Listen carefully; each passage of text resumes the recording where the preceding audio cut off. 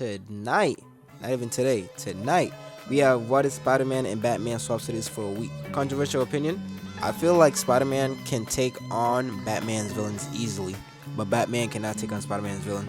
Let's get straight into it. Check. There wasn't those really big chunky rats anymore, but the terror of bats lurking around in the city. That is one trade even New Yorkers wouldn't ever wish to experience. Now imagine what it would be like if Spider-Man had to patrol Gotham, or even better, Batman having to swing through the city of New York. At first it sounds fun, like a simple switch of capes and cities, but the more you think about it, the more you realize it wouldn't be easy. Not even close. Every little detail of their lives, right from the people around them, the streets, even the air they breathe in, would all be very different. And that's before we even get to them dealing with the villains. Let's start with the obvious, the cities. Gotham is dark, it's rainy, it's cold, and it feels alive in its own twisted Gotham way. is just Every hell, alley, bro. every rooftop, every shadow could hide danger. Criminals don't just break the law here. They thrive on chaos, obsession, and fear. Bro, 'cause Batman they're knows just this world. He knows the crazy. patterns, the neighborhoods, the families, even the names of the thugs he's put in Arkham. Gotham is more than just any city. It's a living nightmare, one that Yeah. Batman can navigate because he's trained for it his whole life.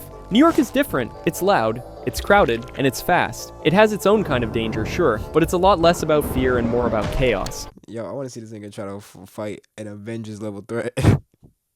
That should be crazy, man. That should be crazy. I ain't gonna lie. I do feel like some of DC's supervillains are definitely stronger than most of Marvel supervillains.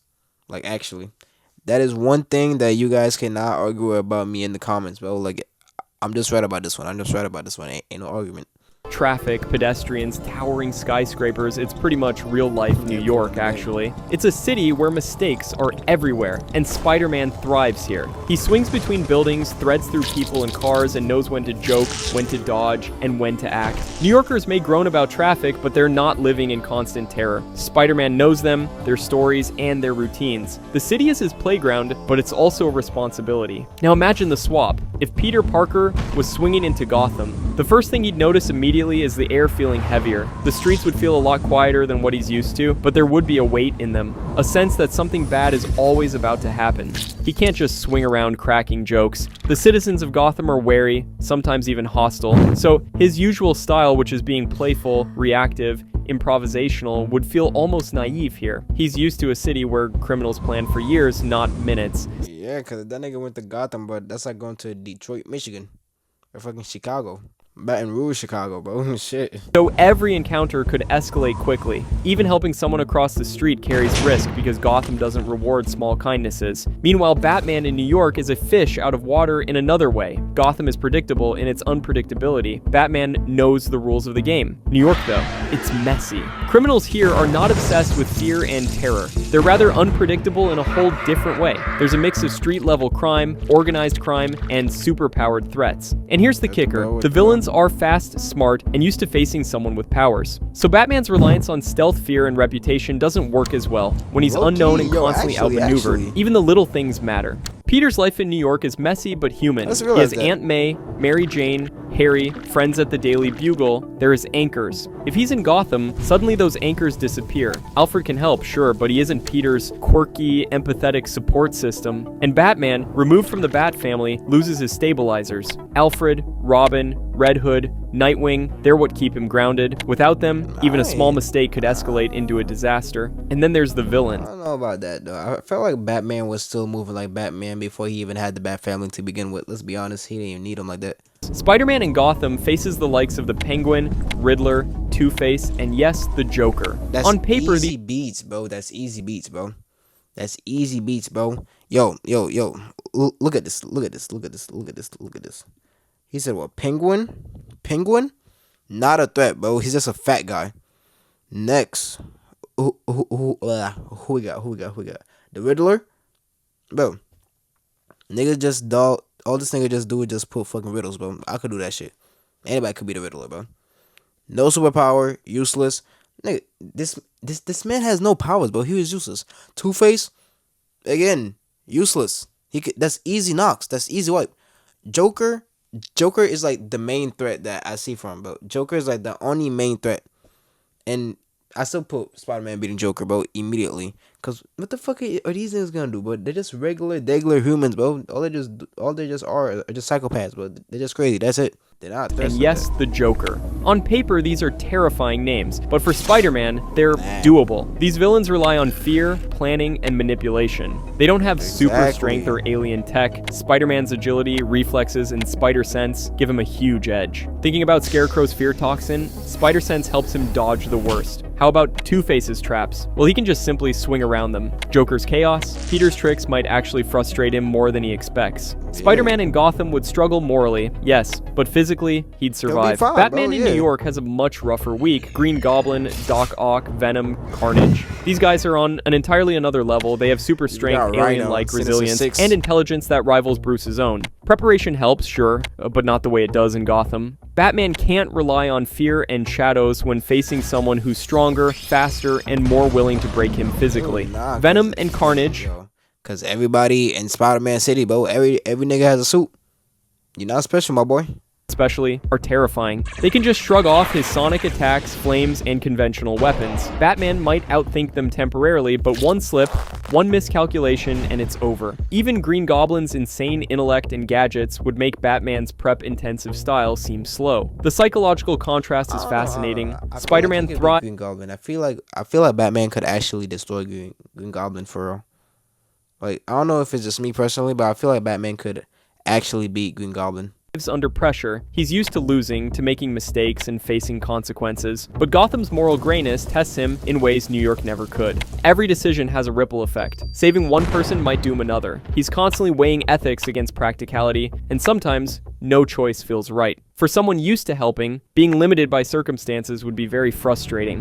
Batman, would have by a mental contrast, is breakdown. all about control and planning. New York strips that away. Threats are chaotic and superhuman. He can't always prepare for every eventuality. He's used to a city where fear and reputation work as tools. In New York, however, those tools are meaningless against enemies who can tear through steel, manipulate machines, or fly. Batman's mental strength is tested in a different way. It isn't through moral dilemmas, but through sheer unpredictability and physical danger. Even lifestyle adjustments become nightmarish. Peter would need to... Yo. You take away that planning time. You take away that prepping time, bro. Yo, your boy ain't like that no more. The light's too bright. The light's too bright. He ain't like that no more. That's what my boy's saying. You take away the prep time, niggas start to notice that they ain't built for this. They're not built for this city. navigate Gotham's bureaucracy, its corrupt cops, and its oppressive social structure. Every rooftop patrol would become a calculated risk. Every encounter did be potentially life-threatening. Meanwhile, Batman would have to dodge cars, avoid panic crowds, and keep his presence a secret in a city where everyone is watching. Gotham teaches patience, New York demands improvisation. Spider-Man would feel constrained, Batman would feel overstretched, and the human side of it, Peter's humor, empathy, and kindness clash with Gotham's grim outlook. Even helping someone is emotionally taxing because gratitude is rare and the danger is constant. Batman's stoicism, on the other hand, could seem overbearing for the citizens of New York. Civilians might not understand his methods. Mistakes that are minor in the city of Gotham, or a failed intimidation or misread criminal, could be catastrophic in New York. Now let's imagine a week of encounters. Peter chases the Penguin through the sewers, swinging between pipes slick with rain. He also hears the Riddler's riddles echoing down the tunnels. Traps are rigged everywhere. For Spider-Man, every web shot, every landing has to be perfect. One misstep could snap a web line or send him down into the pits. In the end, his reflexes would save him, but he did be left exhausted, wet, and cold. It did be emotional exhaustion that would creep in slowly onto him, as he realizes that no amount of humor or goodwill will make Gotham appreciate him. For Batman, though, it would be very different. Unlike Spider-Man in New York, if Batman was facing Doc Ock's tentacles that were smashing through Midtown, he would have to deal with cars flipping, civilians screaming, while also having to calculate multiple threats simultaneously: the tentacles, Ock himself, and also the collateral damage. He can plan, but he cannot intimidate. If he was facing Venom then, he might just shrug off his best gadgets. Carnage might break through every trap he sets. Every fight for him would be a test of improvisation, stamina, and facing intellects under pressure. Batman can't just rely on prep time. He would need to adapt in real time, often reacting instead of anticipating. Bruce would very often feel the pressure of unpredictability, not from fear itself, but from pure, raw chaos. And by the end of the week, both heroes would learn something vital. Spider-Man would understand the relentless obsession and psychological burden that Batman carries daily. Living in Gotham, he would experience firsthand the moral compromises, the constant threat of failure, and the weight of fear that defines Batman's very existence. Batman, meanwhile, would feel what Peter deals with every day: a city that never sleeps, enemies that would defy expectations, and civilians who can be both help and hindrance. Each of them would grow, learn, and be humbled at the same time. I feel like both of them be getting hate from civilians though, so he'll be fine about the civilian side though. But both of them be getting hate from civilians. I mean, at least in the movies, because I don't think any civilian would be liking Batman for real though.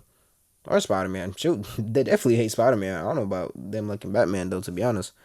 The experiences would highlight what makes each of them remarkable. It isn't just their powers, but their ability to adapt, empathize, and survive in environments completely hostile to their usual methods. And here's the kicker: neither hero would come out unscathed. Spider-Man would be emotionally drained. He did become a lot more aware of the fragility of human life under extreme circumstances. Batman, on the other hand, would be physically challenged, where he would be forced to think on his feet against threats which he cannot intimidate or predict. This is the thing about superheroes: their worlds shape them. Gotham makes Batman a strategist, a detective, and a moral anchor. New York makes Spider-Man resilient, improvisational, and empathetic. Swap the cities for just 1 week and you strip them from their comfort zones, forcing them to confront their weaknesses, strengths, and humanity in ways they never imagined. In the end, it's not about who would win in a fight, it's about who would survive mentally, emotionally, and physically in an environment completely alien to them. Spider-Man would learn patience, psychological resilience, and the hard edge of moral compromise. Batman... No. Yo, Spider-Man already have psychological resilience, bro. Get off that nigga dick, bro. What is you doing? What? No. They took my boy's girl every single time, bro. Best friend dying, aunt dying, girl dying, bro. Mentor dying, bro. Like, he would have the psychological resilience down already by now. Trust me. Would learn improvisation, emotional adaptability, and the danger of over-reliance on prep and technology. Yeah.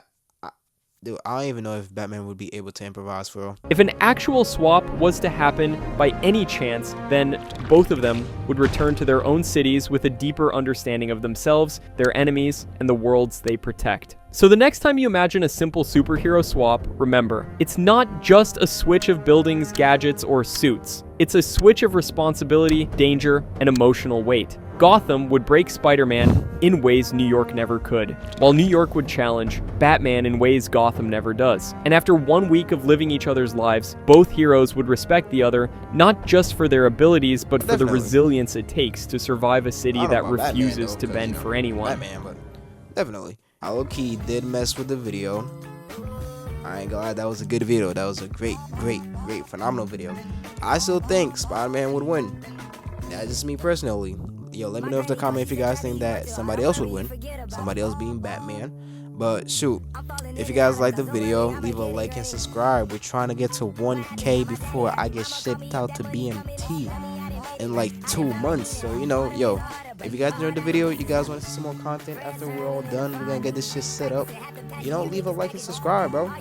We're taking over 2026. We'll see you guys later in the future. Deuces.